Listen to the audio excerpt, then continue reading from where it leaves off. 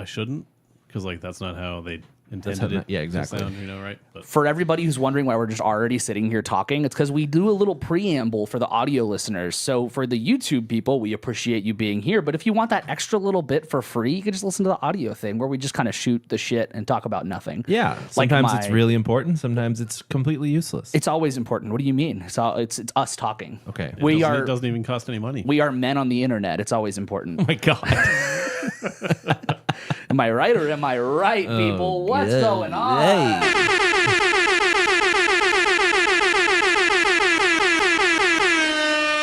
Morning. Welcome to Don't Be the Artist. I'm Hagen. I'm Dave. I'm Adam. That was too loud. When you were hitting it, my ears were going like dying out. Really? Yeah, because you were moving it ever so slightly when you're pushing the button. You're still good? I'm good now. Every yeah. sound effect is just gonna sound warped. I can like change your headphones too, you know. Heather says you get a cancel Change my button. I'll take a Headphones? cancel butt. Give me. You said it's too loud? Oh, I'm just giving you shit now. That's too loud. Oh, too You're loud. just too loud. You're full on streamer. It's too loud.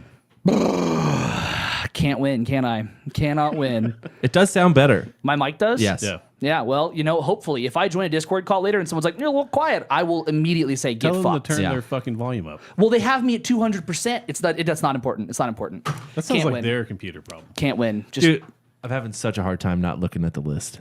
you can look at the list. I It's don't fine. want It is to. I don't right want to there. spoil It is it. right there. You can look at the list. It's I thought fine. the idea was it was supposed to be secret because that's what we did. But That's not what I did. I sent you guys a list in advance. did you? Also, like the whole time for You're just saying that you didn't listen to it. I guess. the whole time for Adams, I had the list up right in know. front of That's us. true. Yeah. That's true. I mean, I could have put it just big front and center right there. That would have made it even harder, right? Yes. Yeah. Well, sorry. How's everybody doing? Good. Good. A Excellent. less busy week than normal. Hey. And- Must be nice. Oh, dude, it is nice. Must be nice. I swear I've been napping. That's fine. What have you been doing with your free time? Like napping. That's cool. That sounds like what you would do. Yeah. Yeah. Napping. Yeah. It's great. Peak summer activity for you. Bro, I wish Hibernating. I wish I was napping, but like the heat makes me want to nap. The heat makes you want to take Yeah, off of all course. my clothes and fall asleep. Yeah. And I've done that a couple times, not falling asleep, but just taken off all of my clothes and laid down in like what is a cool room.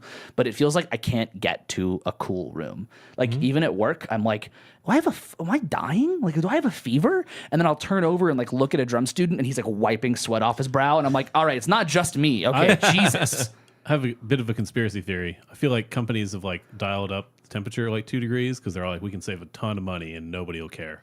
Except And everybody there's nothing cares. you can do about it. I Robert. care. Yeah, That people sucks. care, but like there's nothing you can do about it. Right. We were talking about the movie theaters that were really hot. Movie theaters seem What like that's the a thing. fuck? That's I so- noticed that when I went into our office for work the other day. I was You like- went to the office? I went to 2 different buildings and I was like, this building is way Wow. warmer. You guys turned up the temperature in here to save money, didn't you? Damn. Then the second building was Colder. really cold. Yeah. And then the third building was just right. I didn't go to a third building. I didn't get to do that. He said, take me home. Yeah. I just went home. Yeah. With your double air conditioning Yes. at home.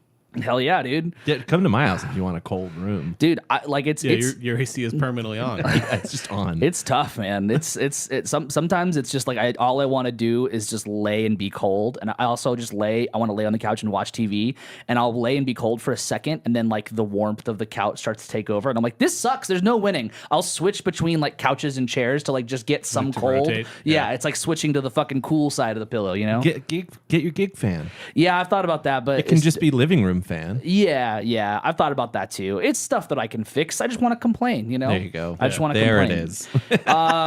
So I've got a little bit of news for us. And I got this news from friend of the show, Blake. So I've already ranted to Blake about this because he gave this to me. What is happening? Sorry, my phone. I don't know how to work this. Okay. Do you guys, so we have talked not on the show, but about Jack White's album and how he what did he do? He released it to fans like a week early, right? More than a week early. Like, Okay. He just kind of told Third Man Records to start putting it in random orders, like in stores, and just Right. somebody bought an album, and then they gave them a random album that said nothing on it, and it was unlabeled, and you go play it, and you're like, oh, it's Jack White.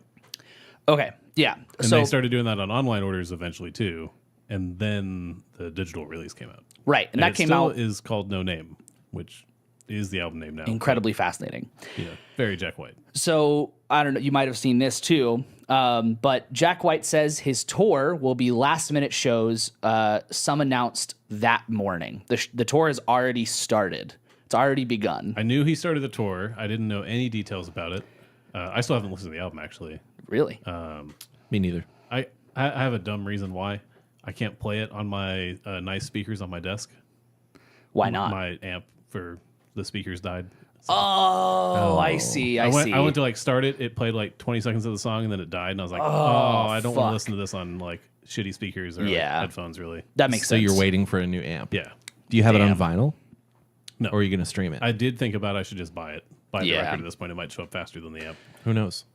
So here's Jack White's statement from this event. Hello and love to all the peoples of the world out there. A lot of folks asking about when we are going to announce, quote, tour dates. Well, we don't know what to tell you, but the tour already started at the Legion a couple weeks ago. People keep saying that these are, quote, pop-up shows we've been playing. Well, you can call them whatever you want, but we are on tour right now. These are the shows. We won't be announcing dates in advance so much. We will mostly be playing at small clubs, backyards, and a few festivals here and there to help pay for expenses. Shows will be announced as close to the show date as possible. Some shows won't even decide to do until that morning. I also want to walk through orchard fields and grab apples off of trees at will and fill my belly full of that fruit if that desire strikes me. I'm looking for that cool breeze, you know? Lots of love and rock and roll to all, and you are blessed for giving that love to others. We hope that we see you out on the road soon. If not, let's get some coffee and a slice of pie sometime. Music is sacred. Johnny Guitar, Archbishop Harold Holmes III. There's a lot going on in that. Yeah. Yeah.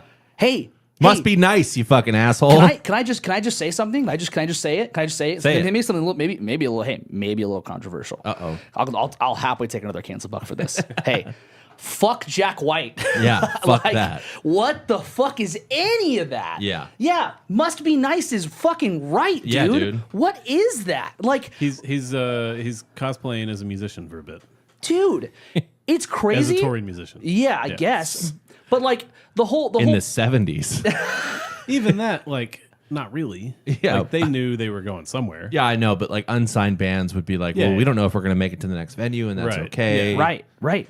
This Which, is like, there is an aspect where that's a cool idea, but you is. come off as a smug asshole because you're rich. This Exactly. is cosplaying. That's what this is. And it's like, it's massively insulting. I would say mostly to His touring band. well, probably that, but also. No, they're on salary. Yeah. No, I'm sure they're getting paid very well. Yeah, but they don't also give a that, shit that about must that. be very irritating for him to be like, hey, we're gonna like play a show tonight. You cool with that? Like, Right. there is yeah. an aspect Yeah. where like you're getting paid for that, but you also have to go hang around with him going to get like pick apples off of trees and shit. Yeah.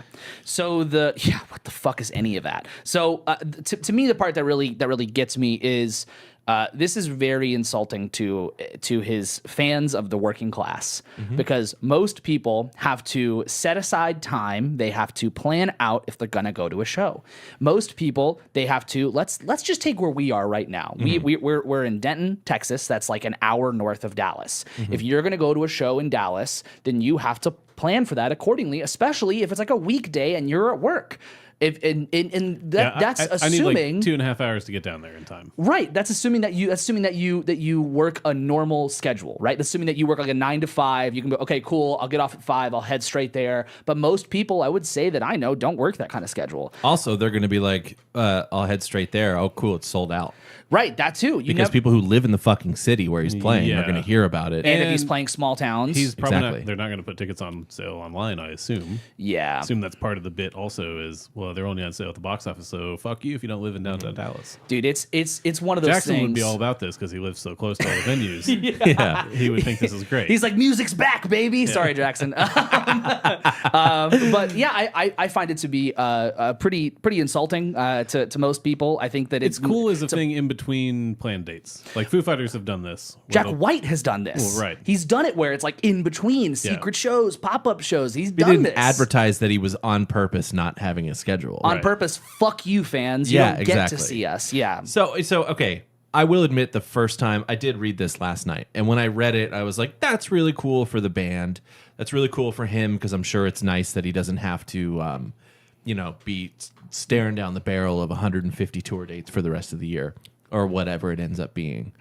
But yeah, very quickly I was like, this sucks. Yeah. This sucks. Well, it's probably cool for the people who get to go, but lots of people aren't going to be able to go. I would say it's a cool idea up front, but it's really hard to make that the only thing you're doing. If you're doing more, if you were doing other shows, then it would make a whole lot more sense. But if it's just this, if it's just like the backyard, just the secret shows, all that kind of stuff, it's to me it's pretty fucked up. Yeah. And really like out of touch. I think that he's like his whole idea of technology is pretty out of it's obviously out of touch. Out of touch.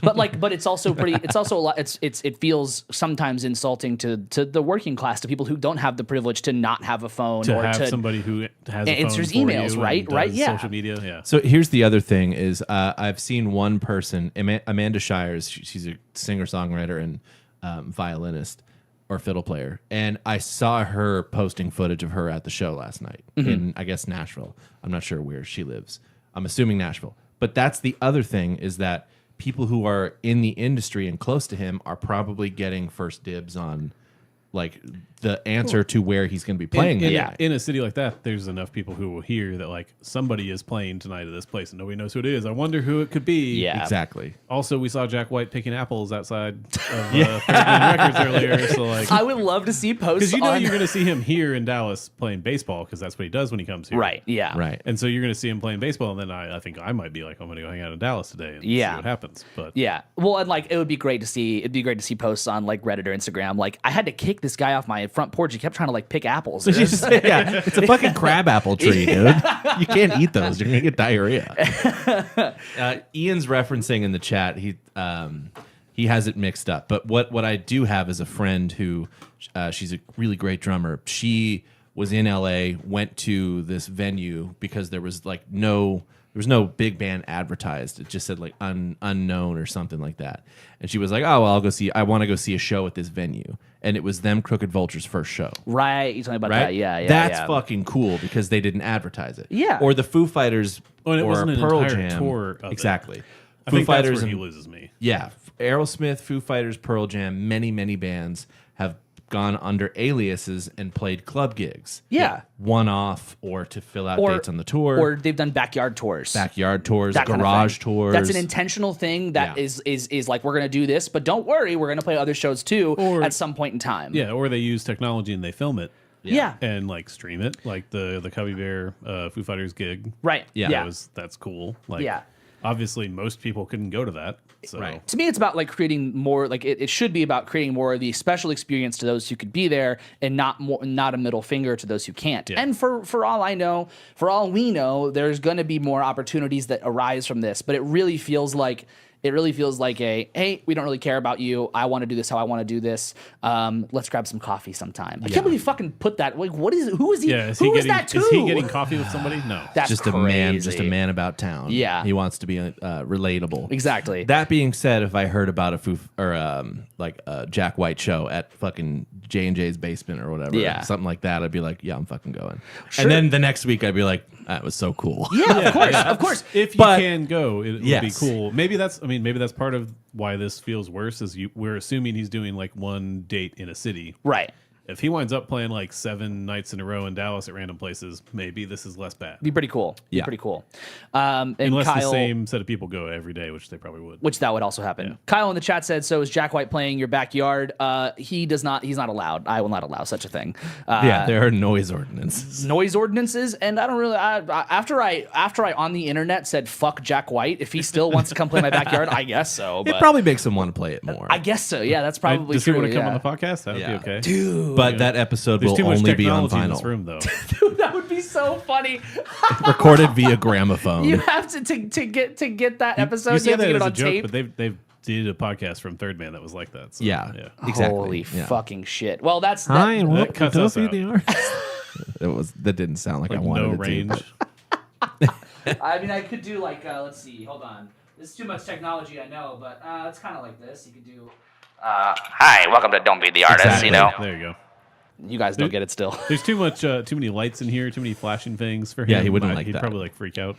Yeah, that's also that's very true. Not That's enough very true. blue. Not I could give us more blue. Give more- yeah, you I could do definitely that. do more You blue. could do that. Well, yeah. So that's the Jack White of it all. Enough of that. Oh, Jack White. Enough. You I mean, rich it is a son of a very gun. Jack White thing to do. It's not Yeah. surprising exactly. No, He's got to have a gimmick. Exactly. that's true. Good for him. Good If that for makes him feel good, then cool. Yeah. Yeah, sure. Those shows are going to be exciting as hell. Yeah. I mean, And they're you're, going to happen to just play some festivals to make real money. you're so He literally said that. You're No, I know. so right that for those who are going to be there, it's going to be awesome. Yeah. It's just really unfortunate. There's not enough like support for everybody else. Yes. You know. And I'm jealous that I can't do something like that. Sure, that too. Yeah. Well, I think jealousy is a fair thing to say, but I think also like it really is like it's important to look at it and go, this is coming from a place of privilege. Yes. This is 100% a place of privilege. Not just a little bit, like an extreme amount. Yeah. Because there Yeah. are lots of professional, like successful musicians who can't go do that. Yeah, there are a lot of successful musicians who can't even tour right now. Right, exactly. Or Yeah. like they have a label involved. He doesn't have that. He has all these things going for him to let him just do whatever weird shit he wants to do. Right. He's the man in charge. He But became the man. He pulled himself up by the bootstraps, and he made it happen for himself. He made To his own credit, boots. I don't think he says stuff like that. At least No, of course not. He made his own boots. Is that what you said? That's what I said. he worked at a boot store. His boots are the best boots. And then he's going to use those boots to go pick some apples. There you There's go. a documentary about those boots. Son Yeah. of a bitch. I set up so many things. I tried to fix my microphone. It broke. And then I forgot to do the one thing that, I was fixing the microphone and then I found this on the ground. You guys ever like taken something apart and then fixed it and then found one little tiny piece? And you're like, Yeah. where did that come from? Yep. I'm not gonna try to figure it No, out. you throw it away. And you I go, don't want to throw it didn't know away. I anything want to about just leave it on the desk until one day this breaks again and then go, oh, right. That's where it should go. Yeah, Is that exactly. mic heavy? Yeah, kind of. Okay. Yeah, a little bit. Okay. Yeah, a little It's bit. right over your dingleberries. So if it just I falls don't off the think mic that's a stand, supporting. Like, No, that's not what that piece. Oh, God. I mean, it feels a would lot. just go feels a lot more sturdy. and then very quietly we'd hear, I've been watching a lot of pain things on TikTok, so that feels like and laughing, so that feels Oh. like it'd be karma. Yeah.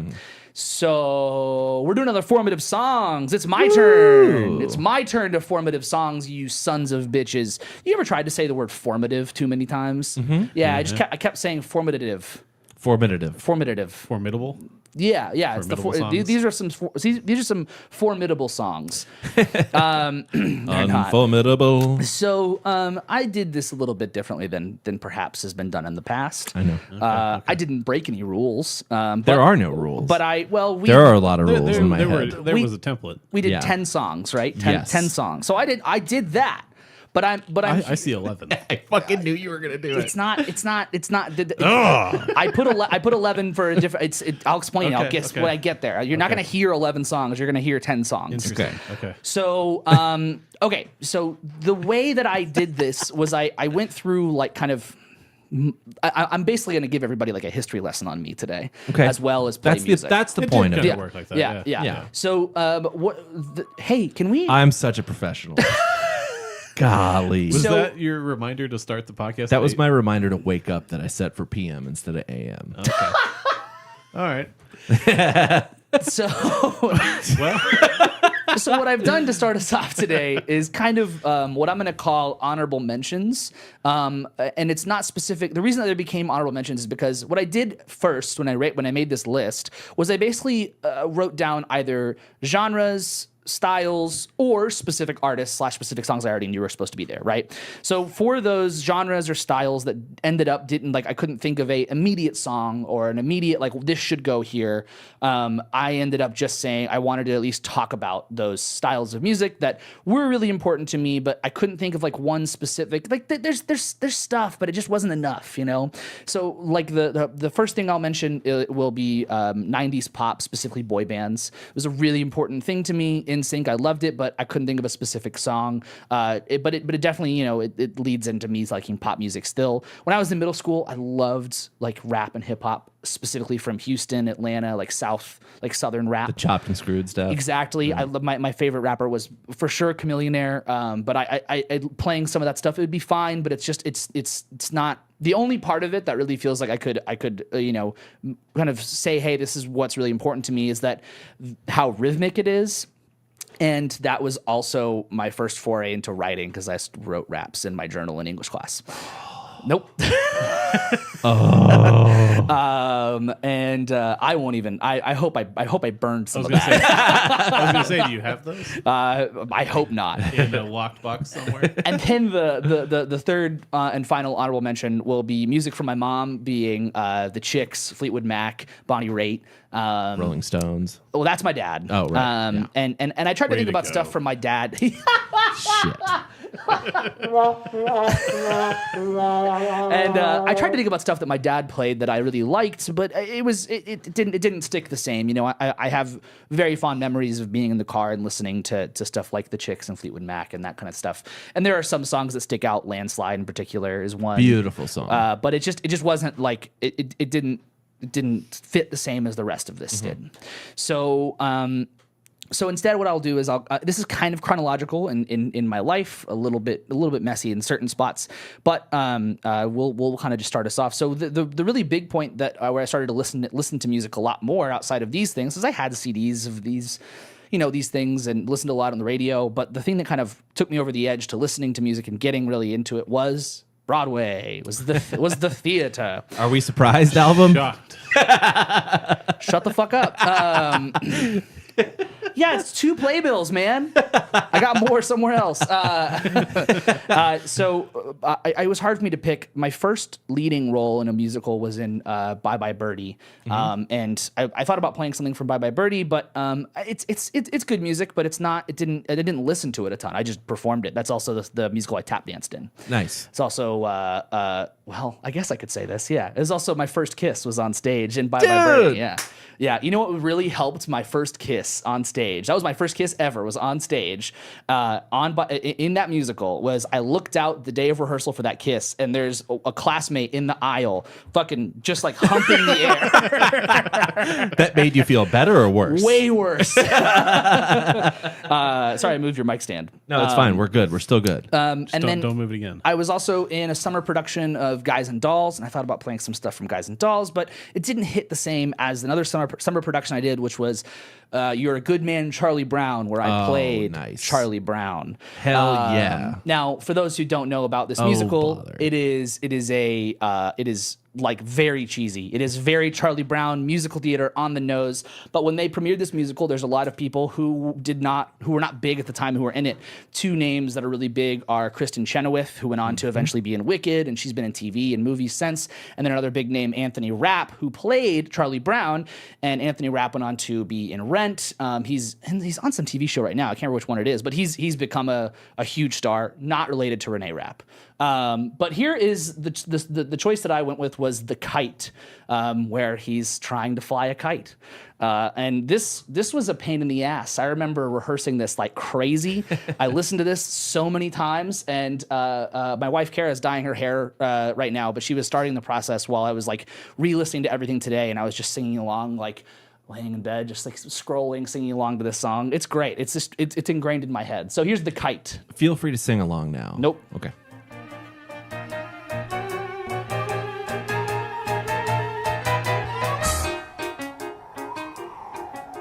Little more speed, little more rope, little more wind, little more hope. Gotta get this stupid kite to fly. Gotta make sure it doesn't snag, doesn't droop, doesn't drag. Gotta watch out for every little whoops.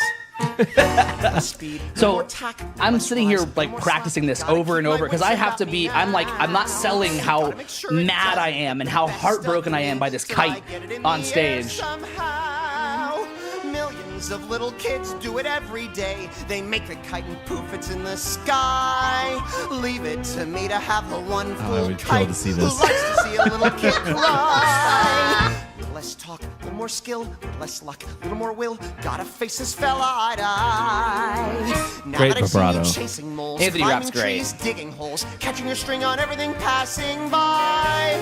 Why not fly? And then he starts to feel hope because the kite's in the air. I can hear it. What's it doing?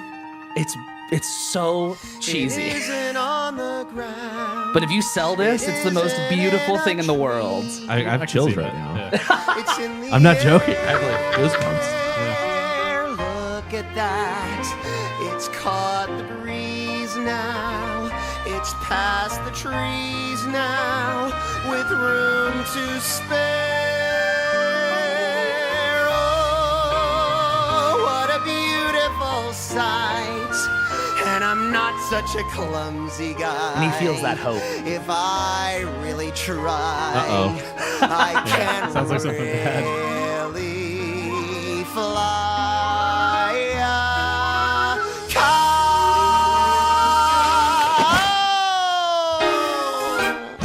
So that's the first one. So that's the first one. Yeah, I mean, musical theater has been a part of my life forever and ever and ever Yeah. and ever and ever since then. Every time we're on the road with Moniker, Yeah. you guys always at some point have a full on performance. and it'll always be that way. Yes. I did musical theater all throughout, like, basically 7th grade. I think I started it in 6th grade, but I really did it from 7th grade all the way through high school, and I would keep doing it to this day. But it's a big time commitment. Absolutely. So theater itself wasn't the draw for you; it was the music aspect of it. I think at first it was the theater aspect. I was the president of my thespian society. Nice. And so I really liked I liked the theater in general. I loved going to plays, but I think that as I got older, I realized that musicals were the thing that drew me in the most. I would much rather go see a big musical than a big play most of the time. But I think maybe it's the like cost of mental entry, because if you go see a play, it's like going to see it's largely like going to see like a big dramatic movie. You want to give all of your attention to everything. Musicals have this really great thing about them where, especially in that context, right? Like that's a really it was a short song. We listened to the whole thing. That won't be the case for the rest of this. But with that, you for 2 minutes, you feel how Charlie Brown feels about trying to fly that fucking kite. And if it's sold really well, you get to feel that. But then the next song is when he goes and does the therapy thing. Right. And you can kind of check out a little bit during some of that stuff. Yeah, you don't yeah. have to like fully give yourself for every little piece of a musical. And some musicals will draw you in enough where you do pay attention the whole time. But I think with a play, you generally are like, I have to be here. Of Yeah, course. You don't have a break. Yeah, Yeah. it's dialogue. Yeah. So, what had you seen a musical before you were a participant in this one? Yeah, yeah. What was the first one you remember seeing? I don't actually remember the first one. The first one that I really remember going to and being like obsessed with was Wicked. But I had been to musicals before that. But Wicked was the first one that I remember being like, this is fucking awesome. Right. This is so cool. I'm sure I'd been to ones before that, but that's the first one I remember. And then there were plenty that I went to after that, whether they be local or touring. I saw my good friend Alzina in High School Musical, like a stage production of it, which is actually pretty fucking rad. Right. Like the movie's cool too. But the stage production Doing that at a high school, right? that was just a local theater. Okay. That's awesome. Yeah. But even better than, honestly. Yeah. And then like finding like things like Les Mis, and then that led me to like eventually finding my favorite musical, Spring Awakening, and like things like the Book of Mormon. There's so many great musicals that continue to like, if people haven't been to musicals enough, you should find time and go, especially if it's like a touring production. You're gonna love every second of it. But I mean, I know it's not for everybody, but it's at least a fun outing. You get 4 hours of entertainment. It's great. Yeah, dude. This is awesome. I'm so glad we're doing this. We barely I will started. say I didn't expect that to be the musical. Yeah.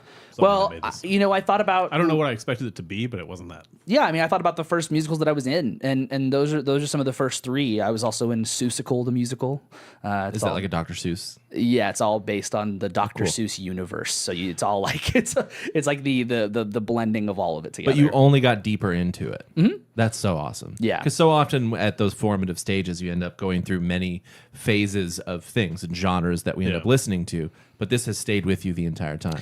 Yeah, and I couldn't imagine a something like a time of my life without it. Right. The sense of community that you probably felt. Yeah, big time. The sense of community is a really big one. I think that's at the time. I think that was a really important thing. Now, so I just am like, this is my thing. And now whenever I find like a fellow Broadway person, like when Jackson and I were like, oh, you like Broadway too? That was a really big thing. But like I also, as I got older, I was like, man, fucking theater kids are so annoying. It's accurate. It's just so tough to be around. Well, them. and the anxiety you get like going to theaters.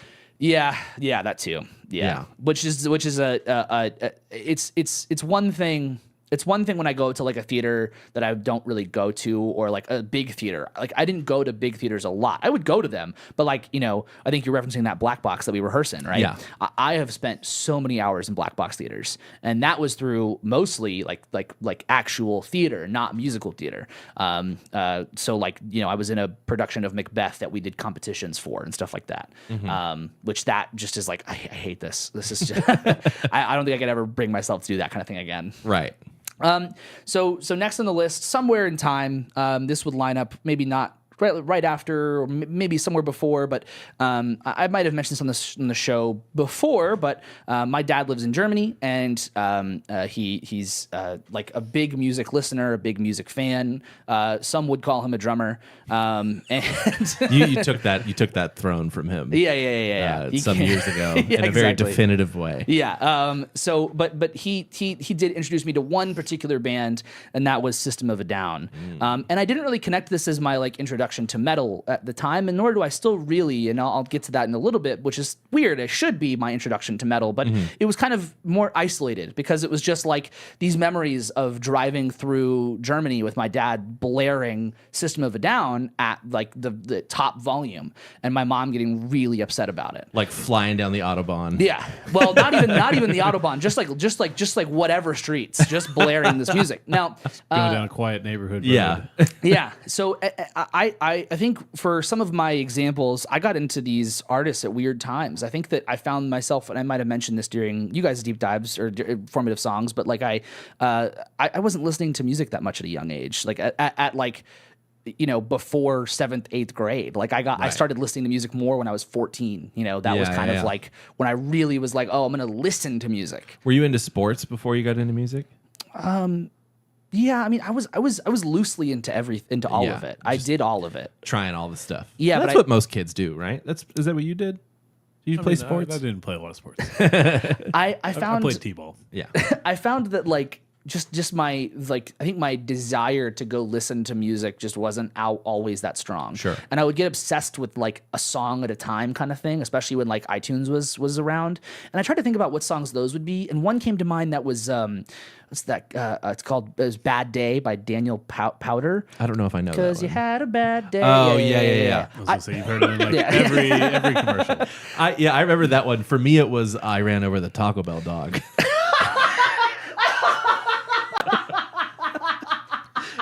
Do you remember that song? I do.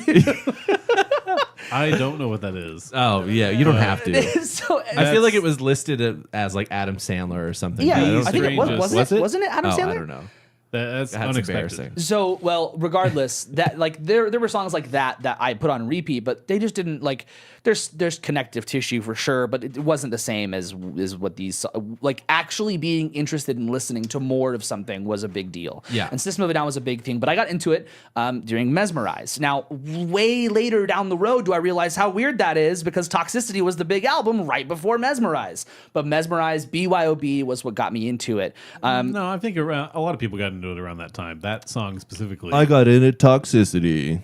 That song specifically, like, put them on more, like, because, singles at that point, right? Like iTunes, like you were saying. Yeah, That song was everywhere, I feel like. For sure. Well, and they also were coming off of Toxicity, so to then have BYOB, it was a big deal. But so for our song choice today, I've decided that I would play the song that probably upset my mom the most, being played in the streets of Germany, which was Violent Pornography. Because that's what it's all about, folks, is upsetting moms. Sorry.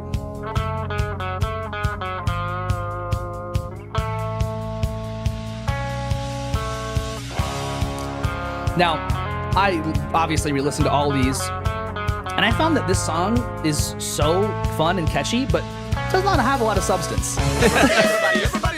There's a couple of songs like that from it. Yeah. Wow, Lupe just nailed it. Great timing, Lupe.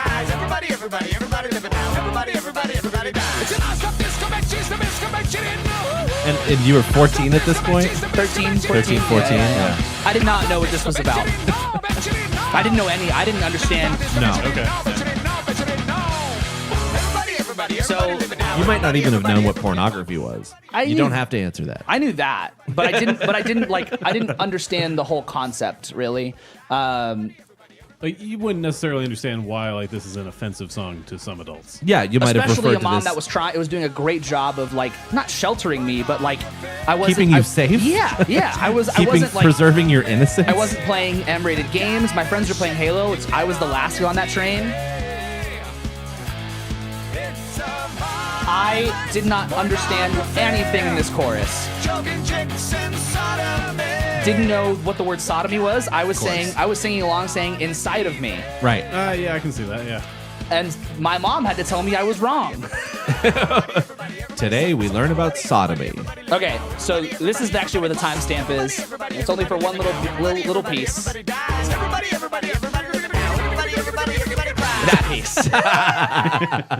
So, I think that again, I didn't really realize that this was like my introduction to metal at the time. Still, really don't feel like it was, but it was just like it was exciting, fun music that had like, especially when you go and look at Mesmerize, like it was very heavy, and it was like very like it like System of a Down is so. The vocals are so important, like both amazing singers, and for somebody who still is just obsessed with that kind of thing, that was a really big deal. That makes so much sense when you think about like your hip hop phase, not phase, but like, you know, that whole era. It was a phase. It was a phase Yeah, for sure. but then, you know, the musical theater stuff, and then this is the perfect band to get you into heavy music because he's essentially rapping. Right. Yeah. It that makes makes a so lot of much sense sense. then, Yeah. Well, and then after, like, you know, shortly after this, I find the collabs that System of a Down did do with rappers, and so that set me off because I was still listening to rap at this time. Wait, I didn't know they did collabs. with rappers. Yeah, they did like at least one. Was that around the time that like Jay-Z and Linkin Park were doing stuff? Yeah, It it was probably around that was, time. yeah. Yeah, because I also listened to I listened to the shit out of that one. Fuck me.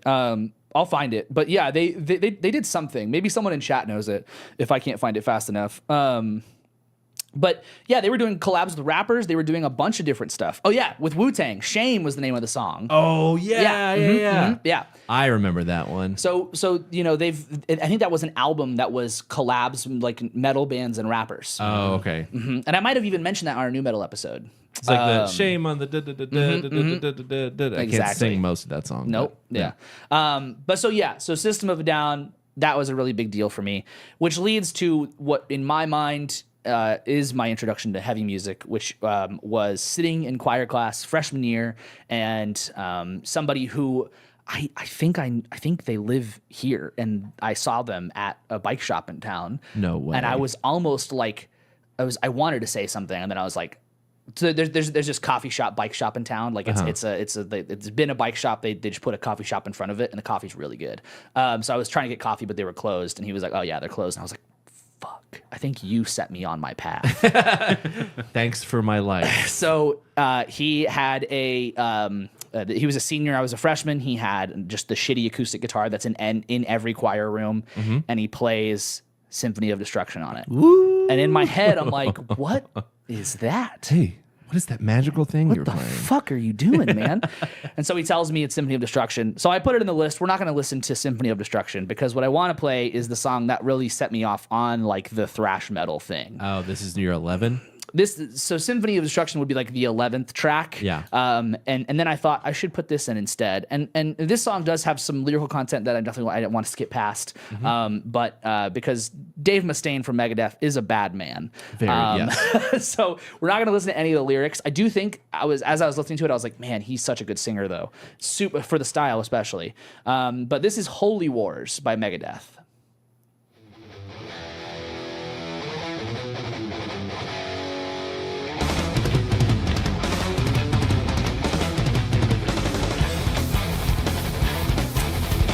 side by side this with most Metallica, the clean playing.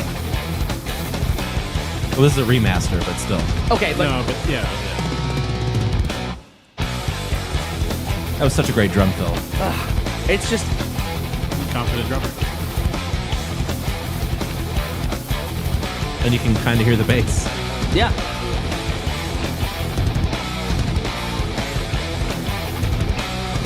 You used to listen to this album while playing Gears of War.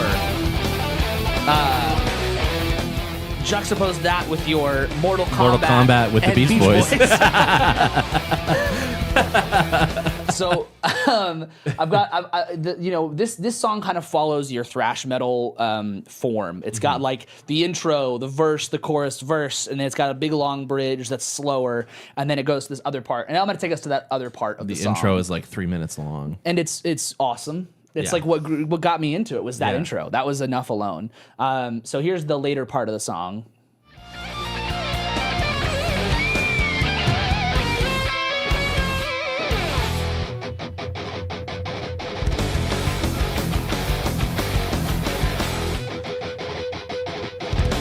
It's just like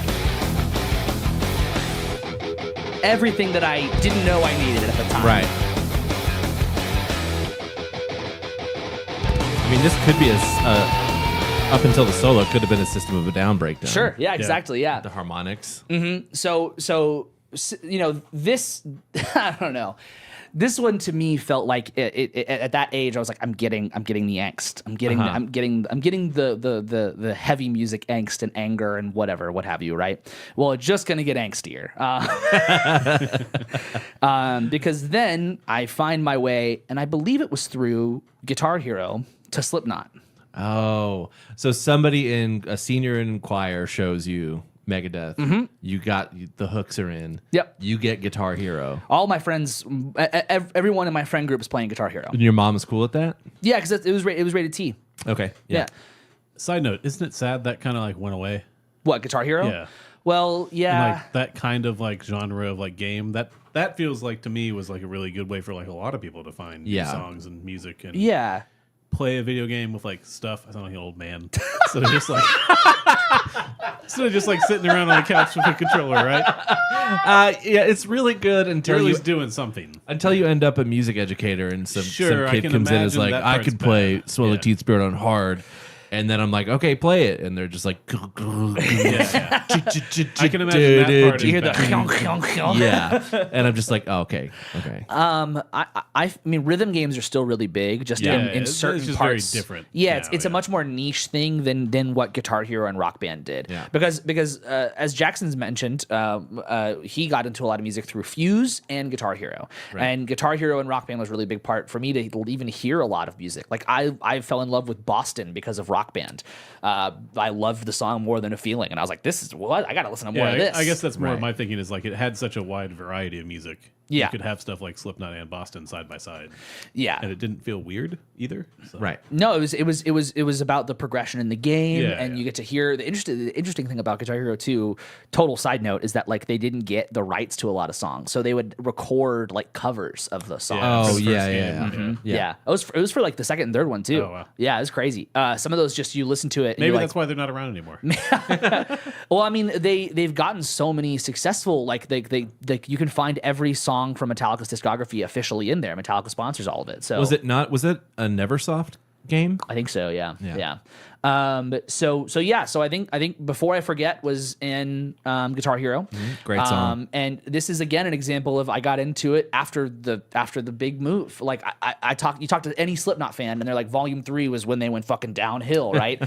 For most like pop listeners or casual, metal listeners, Volume 3 was a big deal. Volume 3 got them into Slipknot. And so Volume 3 was what got me in. I love this album. And I'm not gonna play Before I Forget. I'm gonna play The Pulse of the Maggots. Hagen, explain to the people watching Yeah, you what a have to explain maggot that. is. A maggot is the name of the fan base. The maggots are the fan base of Slipknot. And might you have been one? I am a maggot. You are. And what signifies I have a a proper number. magnet? I have Yeah, a number. You have a number. I have every Slipknot member has a number, and so if you're a maggot, you also have a number. What's your number? I don't remember. It's long. It's on a jacket, right? It's on a jacket in my closet. I could go find it. You're Slipknot member 6,000. Yeah, exactly. I think it's got to be higher than that. But Somehow yeah. Eloy is 25. And that was the thing where I had to ask my mom to join the maggots. Oh, yeah. Because you were Yeah. too young to do it? Well, it Did, was did you just, explain it just by Oh. saying that? Mom, I need to join the maggots. And I don't she's think like, I said that exactly, but yeah. Our parents must have thought we were so weird. Sure, Parents I think guess. all kids are weird. Yeah. I guess all kids, Kids are are weird. Yeah. Yeah. So this is Pulse of the Maggots. I'm not going to make us listen to the entire intro, but just a little bit of it, and then I do have a timestamp for later in the song.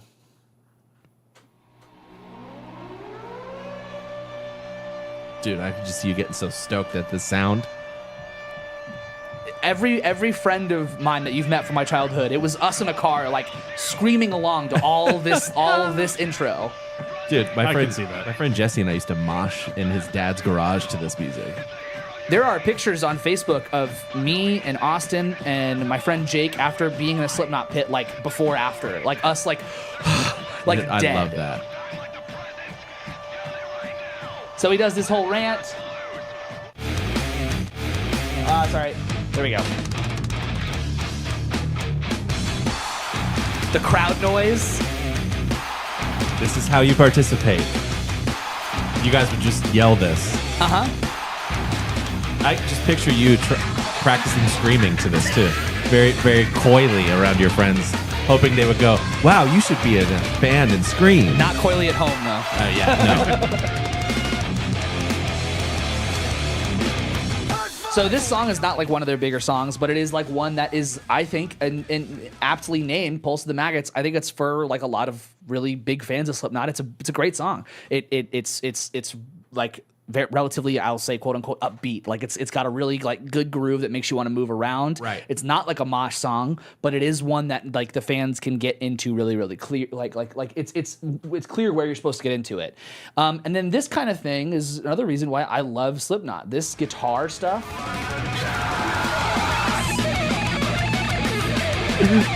Just what the fuck?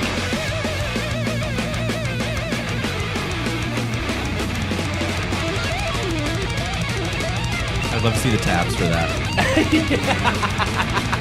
This month of Guitar Player Magazine.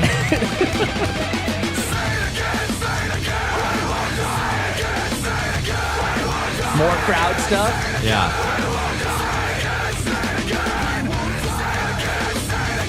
So yeah, It's kind of Slipknot. interesting. That's like is a very fan centric song. Yeah. because of Yeah. that stuff. It's very clear that it was like, I mean, I don't know if it came from, hey, we want to write this for the fans, or this is a riff. Let's kind of lean it this direction. I don't know where any of that came from, but it is for the fans. It's for Yeah. the listeners. It's great. It's a ton of fun. And yeah, that was it was one of many songs and artists that friends would be in cars or houses just screaming along to together.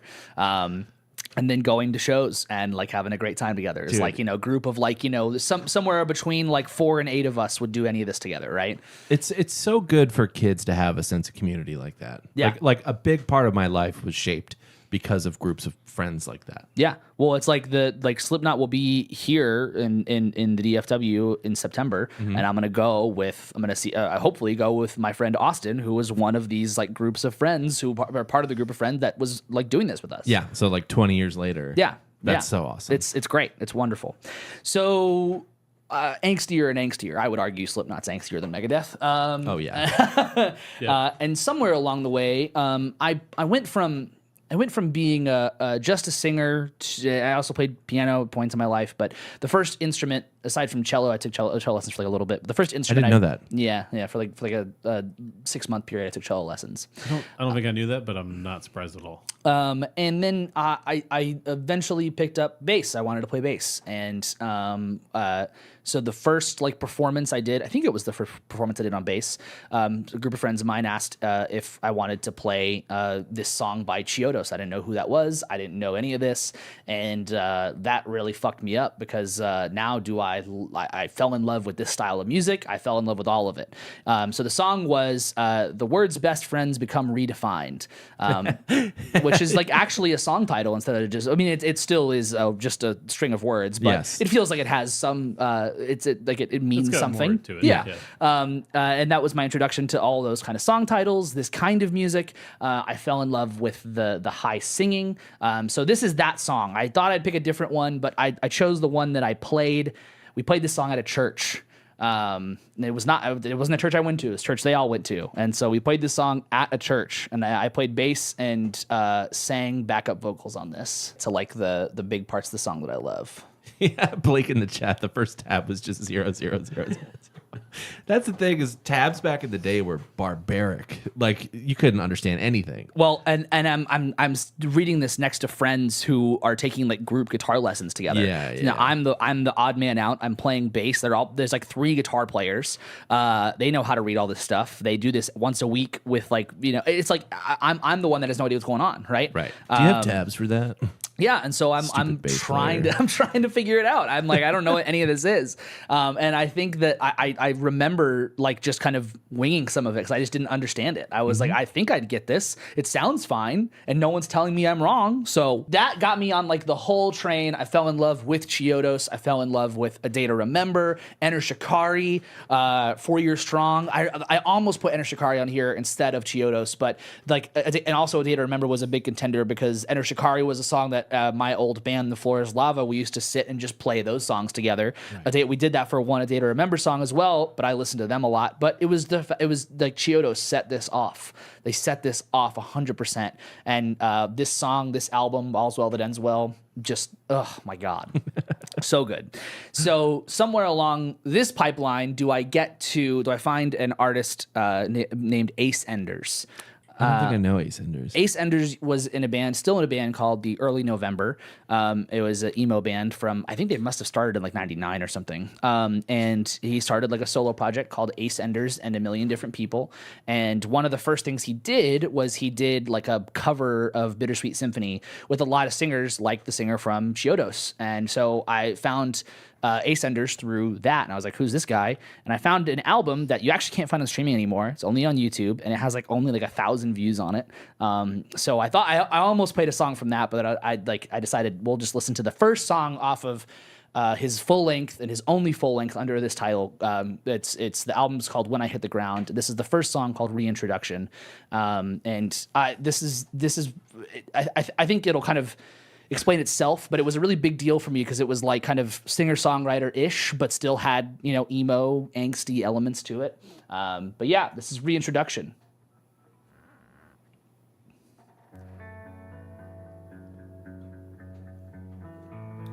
It might take a minute. This all makes so much sense. Which has been the case. Yeah. We'll talk about that later. So this is somebody who was in early November? Yeah. Okay. Yeah, it's like him So and one other guy. You mentioned that, and I was like, I know that name. Why do I know that name? Yeah. A poor reflection. I've been a myth in the past and years of my life.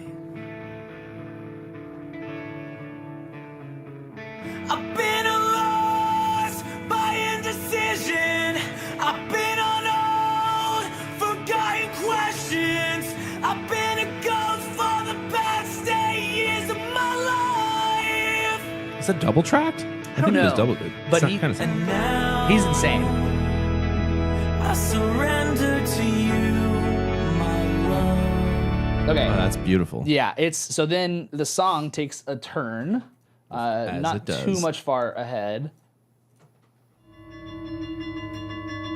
The past 8 years I just wasn't enough for your love, for your love. The past 8 years, I failed myself again. 'Cause I wasn't good enough. I just wasn't good enough. Pass me on. I love it so much. It's got this like great singer on top of what it's doing. What in this case, in this song, is a little heavier, but in the first part of the song, it's just pretty, and he just screams high notes beautifully. Right. And all of this stuff still hits you the same way. 100%. That's so awesome. I also I got to see him and Craig Owens do an acoustic show in Dallas, just the two of them. And then I was supposed to see him do another show, but we couldn't go. But I saw him. It was at the door. I saw him in the parking lot because we had to like leave, and I got a picture with him and stuff. And he's one of those guys that's just like and then I discovered that there's this. Like I think I mentioned it on the show, but there's a band called Aaron West and the Roaring Twenties, and it's fronted by a guy who was in a band called the Wonder Years. That was like another like pop punk band, and I find that Ace Enders produced that record, and that record's like getting put on a bunch of. It was on that that big albums of the year website. It was like high up on that, and then their Early November released a new album this year, and I was never really a big fan of theirs, but I liked that album quite a bit. It's like that's. I remember listening to that album. I pulled it up and looked at the art. And I'm like, yeah, I remember listening to that a lot. Yeah. I haven't thought about it for 15 years. Yeah.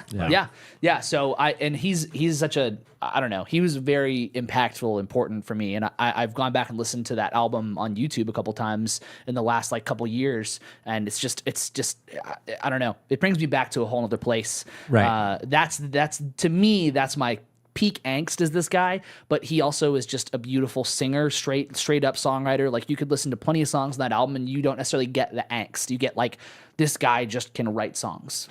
So at this point you're in bands. Are you thinking like I'm going to be a musician? I mean, it's pretty high up there, but I didn't really know. I didn't really know if I was going to be a musician until I got to college. I couldn't decide if I wanted to do theater or music or both or none of it. And so I was playing in a band called The Floor is Lava with my friends and with Xena.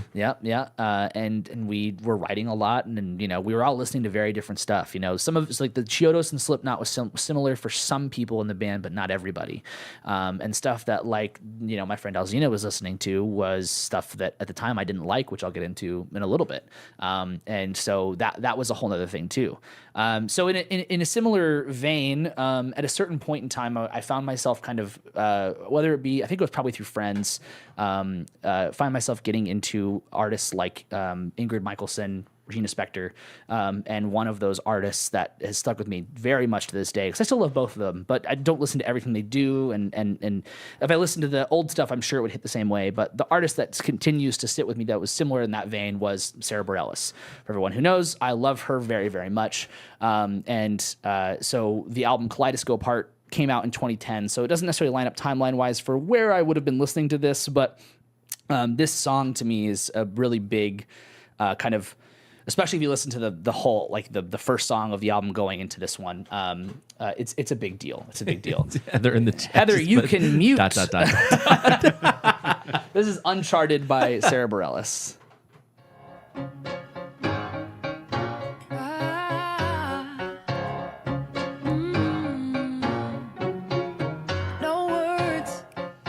Tears won't make any room for more, and it don't hurt like anything I've ever felt before. This is no broken heart, no familiar scars. This territory goes uncharted.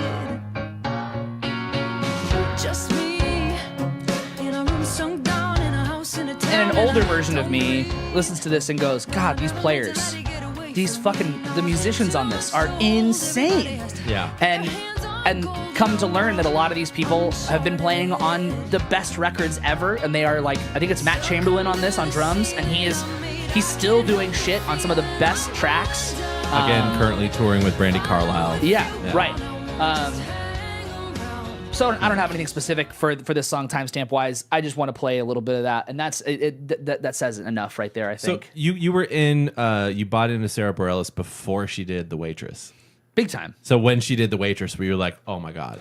Yeah, I mean, I might have known she was into theater because she's been very open about how much she loves theater. But when she did Waitress, it was a really I saw that on Spotify on like a release radar. It was like music from Waitress. I'm like, what's Waitress? And I Google and I'm like, she wrote a fucking musical, because she released an album that was just her singing the songs as if they were more like truncated pop songs. Okay, right. And so that was my introduction to that musical. But it was I was already into Sarah Bareilles 110%. This album Kaleidoscope Heart is I have most of her stuff on vinyl. You can't get this on vinyl. This, if you try to find this on any website, it'll go for like $300-$400 if it is available. And I'm not going to do that. Sorry. Sorry, It'll get reissued at some point. Yeah. Well, I wish it was the 10-year, but it didn't happen there. I'm looking at the players on this because I've never actually looked at this. Matt Chamberlain is the drummer. You're right. Justin Meldell Johnson, who plays, he produced Paramore's self-titled. Oh. He also played bass on it and plays bass in Beck's band. Crazy. Blake Mills is playing guitar on this record, who produced my favorite Dawes record. He also produced That's crazy. Alabama Shakes Sound and Color, and so many others. Wow. Yeah. Well, at this time, she had that band. Yeah, and it's really interesting because if you like watch videos of her at her like younger stage, because this was her second album. Kaleidoscope Heart was her second album, and so she did herself. I don't remember what the name of the first one, what the first album is, but whatever that album is, that's the one that has her big hit Love Song Little on Voice? it. Yeah, Little Voice. And people were kind of like hesitant about her at first because she was just this like, it was just whatever another like pop girl singer, but was doing weird different stuff than a lot of other singers were. So they were kind of hesitant. And then Love Song blew up, and now here we are now with her being just like such a huge, huge. She's on TV. She's writing another musical. Like it's crazy. That's awesome. Yeah. That record also had Matt Chamberlain, and the bass player instead of JMJ, Justin Meldell Johnson, was Chris Chaney, who is currently touring for AC/DC, and he quit Jane's Addiction to tour with AC/DC. Yeah, it's crazy. She had these great players and played with Alanis Morissette when she came up. Wow. Yeah, that's wild. So not only is Sarah Bareilles just a genius writer, because she, the players are one thing, and I'm sure they had say and stuff, and I know she had a producer, but she is she's a badass. She's a very strong writer on her own, great singer, great piano player, but just kind of the way that she writes songs, especially in these like first two album eras, is just like, it's beautiful pop music that everyone except for I know one person who won't like it, but but yeah. So moving right along to what makes perfect sense. I through my metal journey, through the Megadeth, the Slipknot, the Chiodos, and through being a musician and liking music, weird music, I found my way into progressive music. My dad also loves prog, and I found my way to Between the Buried and Me.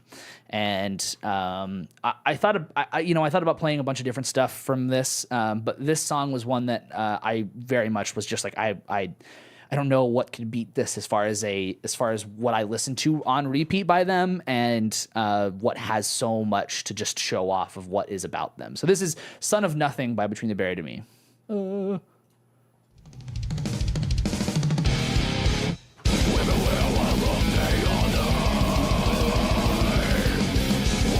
Everyone knows I love this band. Yeah. Yeah, it would have been weird if this was not here. How many almost times have you wasn't. seen them? I don't know. Like 9? Oh no, it's double digits. It's I think I've seen them 6 times, I think. Yeah. Because of you. I've seen them a lot. I love them. I love them so much. I have colors on my chest right here. Like I have a tattoo for it. It's a big deal for me. So I have a couple different timestamps. I'm not gonna play all of them, but there's a couple different spots I want to show. It's a 10-minute. Yeah, it's a 10-minute exactly. long song. 11 minutes. So here's our first little timestamp here, and the reason that I did so many timestamps was because they, it's long songs, and it's not just they rarely repeat anything. Right. They rarely repeat anything.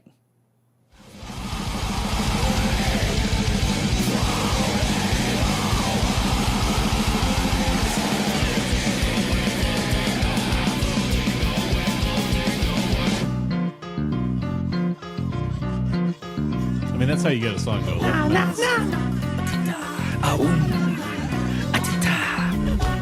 What is this? That's how you get to 11 minutes. Who in It's their circus music. right You do random fucking stuff mind? in between. Do whatever you want. It's crazy that someone was like, "Yeah, we should do this." So This makes so much fucking sense, dude. Like, that Megadeth song is 6.5 minutes long, so Yeah. you're no stranger to long songs. no, yeah. This sounds like a circus act from a musical. Yeah, exactly. So Yeah, you're no yeah. stranger to that. So The crazy changes in it remind me of like Just System of a changes in Down. tone. in Yeah, general. that's very true. The heaviness of Slipknot. yeah, that's The melodicism of Sarah Bareilles. Yeah. I mean, this is your perfect storm of a think- band. I think that's the next timestamp. Is There we go. yeah. Same song for the record. Uh-huh. Completely different. Tim Burton core. Like said in the chat. Tim Burton core. It's so good. So we got here, and that's kind of wild, right? Why? How did we get there? Doesn't barely halfway through. And then we got here. Yeah. It's just beautiful. Oh, his voice is so great. And it's gotten better. We got there, and then somehow we get to this point, and no one really bats a fucking eye at it. We're just like, yeah, that makes sense. Guitar minis are the best. Uh-huh.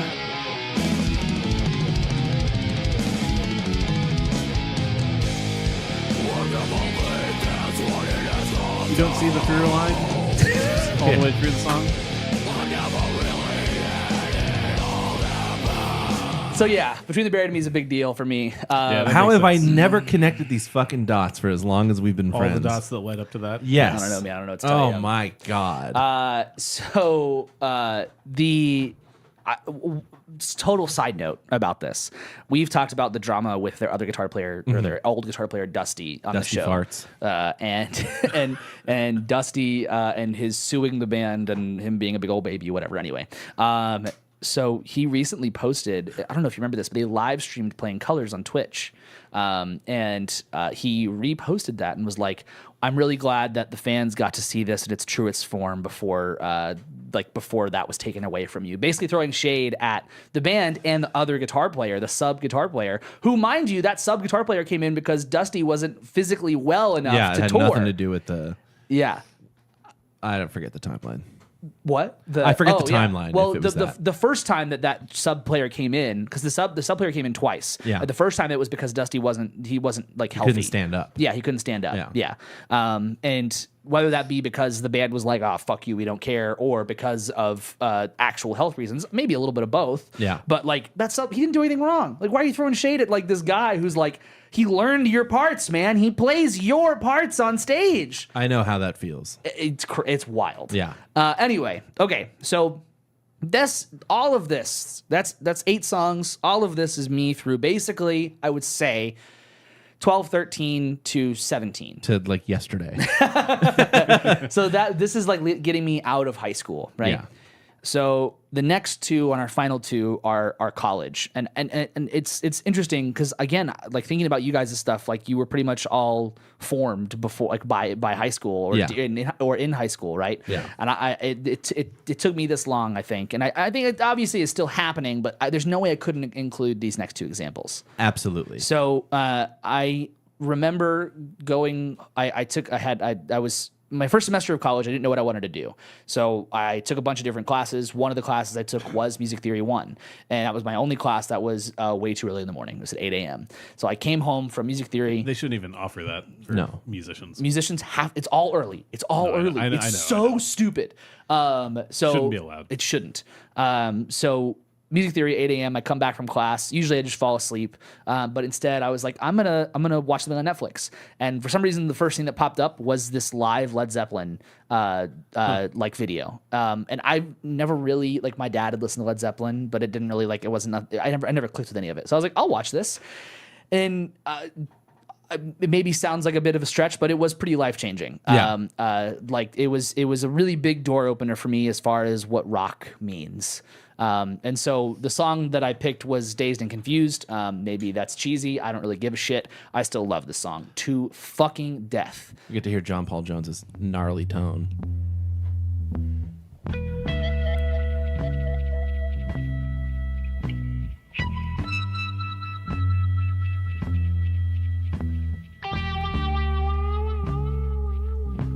Been dazed and confused for so long, it's not true. The first time hearing this in that live, I was about to say Video. in the context of the live recording. Yeah, it that makes sense. fucked me up. And you didn't smoke pot at this time. I never really was much of a pot smoker. Yeah. Oh yeah, that kind of sounded like you do now that I'm implying that. I mean, there was an expectation, I guess, that if you listen to classic rock, you might be a stoner. Exactly. Which Especially, I always you know. got attributed to me. I had longer hair in high school, and Yeah. I never was. Right. But To me, I never really got the whole, and maybe this makes me a narc, but I never really got the whole smoking weed and listening to music thing. Right. I did that with Pink Floyd with a friend once, and I was like, I don't get it. turns It's out not- you don't like Pink Floyd. Yeah. So can you guess? Can you guess where my timestamp is for this? Yeah, but do you know why it's there? Because of John Bonham? Bottom triplets, baby.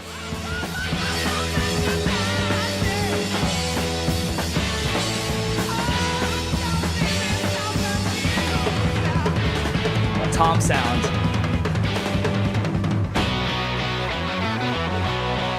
Imperfect as it is still amazing. It sounds Yeah. incredible. It's so fucking powerful. It's great. So So live, they were awesome. yeah, Like any live recording I've ever seen of them, it's always great. and that was kind of the thing for me, was just taking all that in, like, you know, at that point in time, I had been exposed to this kind of rock, and it just didn't really click with me. None of it did. Right. And to this day, like, I have fans that are huge Stones fans, and I'm happy they love the Rolling Stones, but I just don't get it. I just don't. It's just it doesn't click with me. I don't know why. Yeah, I understand. The same. I Yeah. feel exactly the same way. Yeah, and this was the first time that this kind of thing clicked with me. Was listening to was watching that live performance of Led Zeppelin. So every time you put like some tape or a moon gel on your Toms, you're like, I'm sorry, Bonham. Betrayed you. I mean, I don't know how much he gave a shit. He it was. I think it was mostly him just hitting drums, and that's what made the sound. He didn't give a It shit was the at all. sizes. It was the way he beat it. It was the way he hit it. It was a whole other thing. And then Bonham became. I'd like dove into the rabbit hole of Bonham and how important he is to music. And now I have Bonham tattooed on me. That was my first tattoo. I am no Led Zeppelin super fan, Right. but I think you don't have to be though.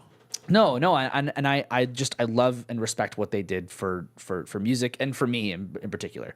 So then my final song is, I'd mentioned friends were into music I didn't really get into. Those examples were primarily Foo Fighters and Queens of the Stone Age. I kind of liked Queens of the Stone Age. In hindsight, that's so funny.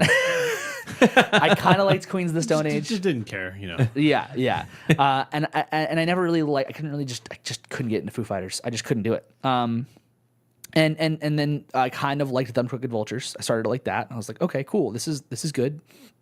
And then they released the teaser. I've said this so many times. Everyone who is a little bit of a fan might know this story. But they released the teaser for Bridge Burning, the first track off of Wasting Light, and I was like, the fuck is this? What am like at the time? I'm like such a fucking metalhead. Led Zeppelin's my first kind of foray into like rock, you know. And so I listened to this. And I'm like, it's heavy. And it's rock, and what am I hearing? Was it the part of the song where he says, "These are my famous last words," and then it kicks in? I think it did like the whole, like at least part of the whole intro. The intro. and then it does that. Yeah, Yeah. that was the teaser. Yeah, so that's what I'm gonna play for us today, and we can skip around if we want to. I don't have any specific timestamps, but the thing that sucked me in, that made me a Foo Fighters fan, was literally just this beginning. This was all they needed to do.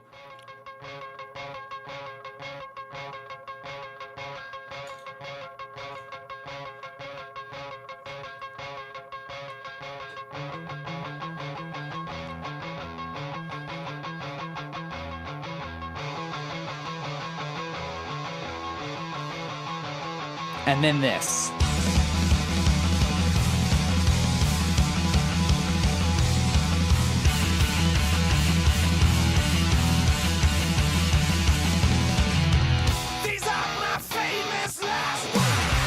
Oh my God. Taylor's best work. It really is. Honestly, I think most of the band it might be. Yeah. Yeah. Jeez. Blake in the chat said it's a near perfect album, no doubt, Yeah. and I couldn't agree more. That song was a big game changer for me. It was like, oh wow, rock and roll. This is awesome. This is it's unapologetic, and it's I hate to use this word as it maybe sounds like it's a minimization, but it's simple. It's not simple, right? It's not like No, they've trimmed all the fat. Yeah, like coming from music like Slipknot or any of the hardcore emo screamo stuff. That stuff has so many things they're doing in the songs, and then finding my way to like prog metal. It's these long and thrash metal even. It's these long form songs that are just all these things, and then you listen to this and you're like, I can get so much of the feeling from that while it doesn't have to be so intense, and it still is just as good, if not better. So that Bridge Burning by Foo Fighters is 110% it had to be my last pick. Absolutely. It still to this day is a song that continues to just form me and inform me too. I mean, it's like the use of beat 4 in a song like this is so ingenious. And whether or not any person had that thought, they probably didn't, but just the use of that kind of playing, especially from a drumming perspective, is just like, it's so simple. Yeah. But it takes the song to whole other places. It's great, and to be fair, that they do that all over the Pretender too. But like this, but it was like the peak of their, not peak because that implies they've gotten worse, but like this was like the moment where like all of this came together for Foo Fighters. Yeah, absolutely. Like this album, but so it makes the through line there. Led Zeppelin, okay, drumming. At this point, you're probably decided that you're going to be mostly a drummer. Yeah. Or like / you're going to go to school for music maybe. Yeah. Right. Yeah. And you're trying to figure out what in music you want to do. And then you hear the heaviness of this record, and especially Taylor Hawkins at this time. And you're like, oh, because we've talked about how much this has influenced you as a drummer. Yeah.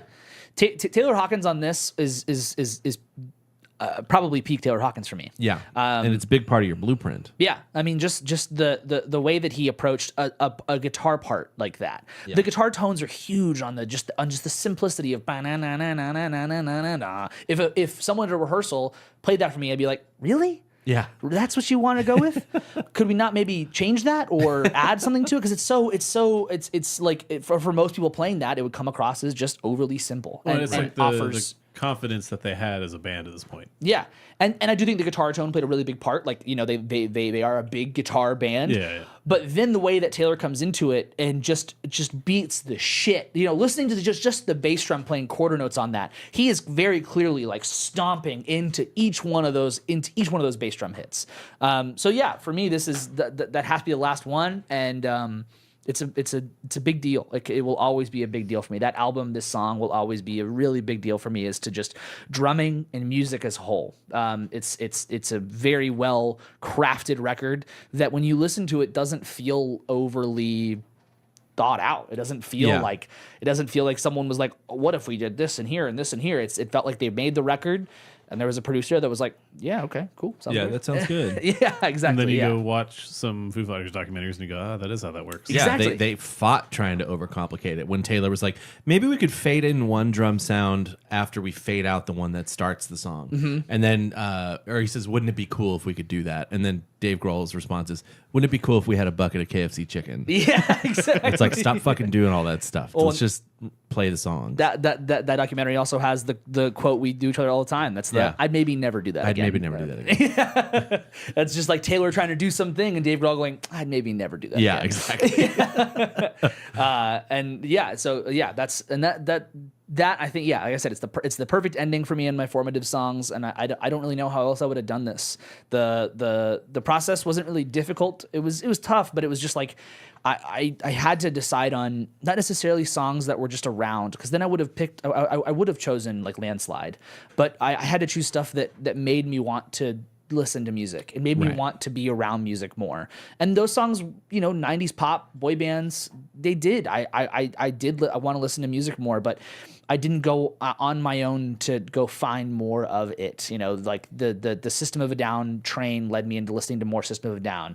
Megadeth led me into finding Metallica and Slayer, and then eventually liking Slipknot, which then it's like it had to be me going on my own for it to make the list. Right up until like Megadeth and maybe Slipknot, these were all things that were shown to you.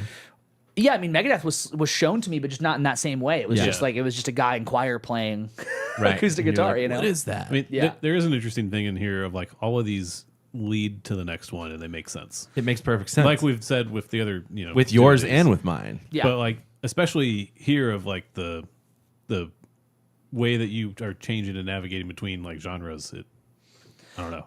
Yeah. It's interesting to see how like that clicks so well. I in so many ways I would never I would have never guessed that this would have been, because there were times around where I was listening to like the hardcore stuff and I started listening to like ska, and like I loved I would have been without my car for, as everyone knows, for a while, and I was driving too long. Yeah, I have it now. We're all good. But I was driving my mom's car, and her car only has radio, so Paralyzer came on, and I was like, I listened to that song a fuck ton. The Finger 11 song? Yeah, I fucking love that song. And I thought for 2 seconds, like, that should go on the list. And I'm like, it's the same thing as like Bad Day. It's like I listened to it so much, but it carried no weight outside of just repeat. Right. And repeat's important, but like what's going to make it's something that I try to instill in my students a lot, is like, what's going to make you love music more? What's going to make you want to go find that thing? Because it exists for everybody. It exists for everybody to go find that thing that makes you want to listen to the next thing, whether it be associated to that band or that artist, or it's the thing that takes you to the next style of music. It's right? the through line that draws like how we got here today. Yeah. Yeah. That's the thing. For me, I'm just thinking of it. A repeat song was that Savage Garden song where he says Chicka Cherry Cola. Oh, yeah. And I was like, that's the coolest thing I've ever heard. Chicka Cherry Cola. Yeah, and I'm like, what the hell? What even is cherry cola?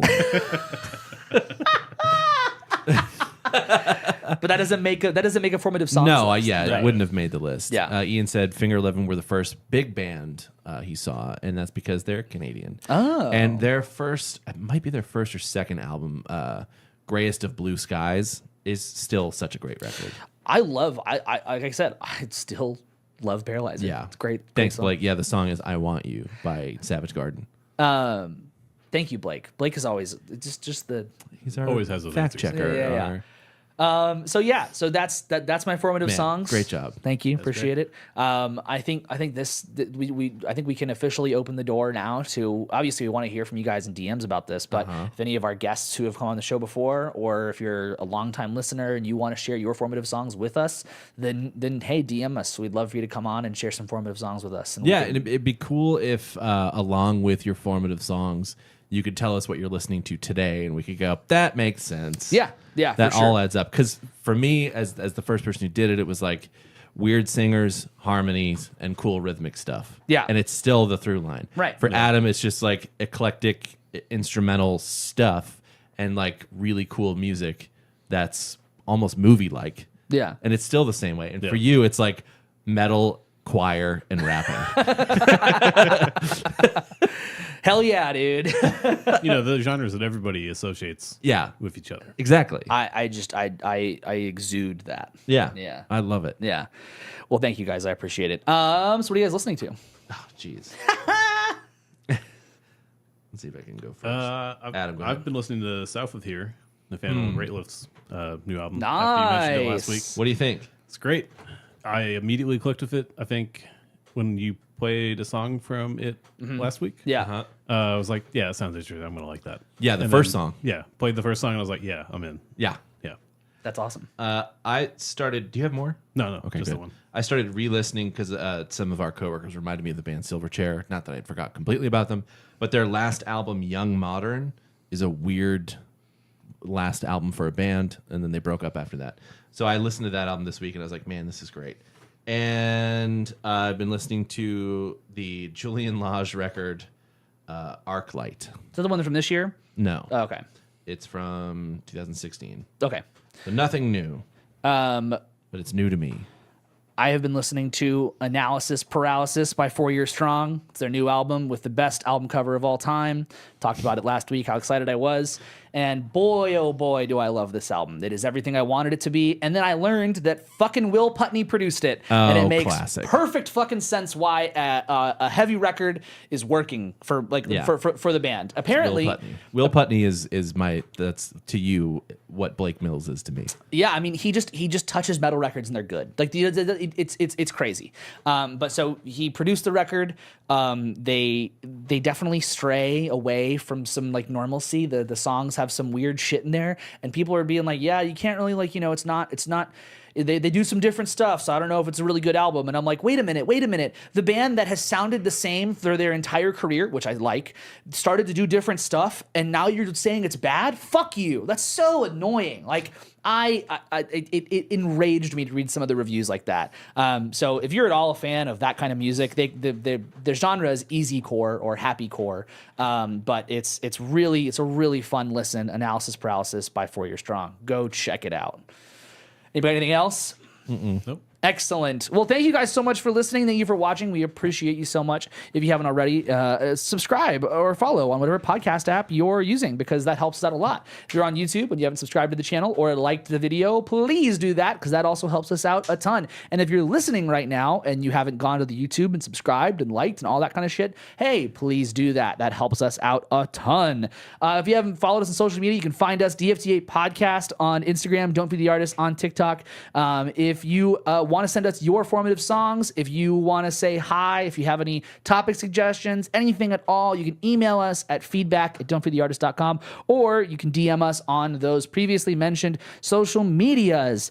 We also have our Patreon. Go check out our Patreon. You will get cool stuff if you sign up for the Patreon, plus some exclusives. The video of us listening to the entire Taylor Swift Tortured Poets, whatever the fuck, is up, as well as us watching Whiplash. One of them is painful. The other one is not. So thank you guys so much for listening. Thank you for watching. We appreciate you so much. And Fuck off! Get rid of town! You know what I thought just now? It would be so fucking funny if Dave's headphones didn't work the entire time and he's just been talking out of his ass. Just winging it, dude. Well, I do know most of these songs. Also, we'll be here Friday? Yeah, Friday, bitch. Which is tomorrow? Tomorrow. That's tomorrow. It is tomorrow. That's tomorrow. Bye.